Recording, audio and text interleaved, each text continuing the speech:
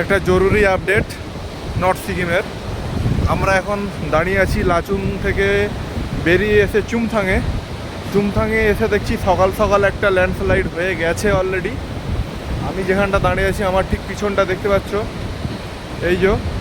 এইখানে একটা বুলডোজার কাজ করছে, রাস্তা পরিষ্কারের কাজ চলছে। আমি এখন যে ব্রিজটায় দাঁড়িয়ে আছি এই ব্রিজটা পুরো মে মাসের বর্ষায় ধসে নিয়ে চলে গিয়েছিল। এইটাই ইন্ডিয়ান আর্মি তৈরি করেছে। আর পাশে একটা নতুন ব্রিজ আছে, দেখাচ্ছি, দেখতে পাচ্ছ হালকা সাদা কালারের বর্ডার। এই ব্রিজটা এই রিসেন্ট হয়েছে। তো এখন রাস্তা বন্ধ আছে, আমরা দাঁড়িয়ে আছি, এখনও ছাড়েনি, বলছে 12টার পর ছাড়বে। ঘন্টা দেড়েক দুয়েকের মতন দাঁড়িয়ে আছি, এখনও ছাড়েনি। পরিষ্কারের কাজ চলছে, জানি না কতক্ষণ সময় লাগবে।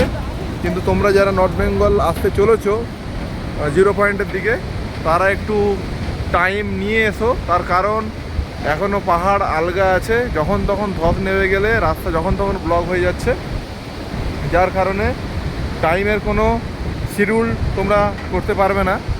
তো আমরা এখন দাঁড়িয়ে আছি, আমরা তো এখনও যেতে পারছি না। উপরে কাজ হচ্ছে, যে দেখো এই যে বুলডোজার কাজ করছে অলরেডি, 2-3টে জেসিবি অলরেডি পরিষ্কারের কাজ করছে। আর বাকি আমাদের পোলের আগেই দাঁড় করেছে। আমি যা সেই পোলটার উপরে দাঁড়িয়ে একটা ভিডিও শ্যুট করবো বলে এসেছি। তো এই হচ্ছে ফুটেজ। আর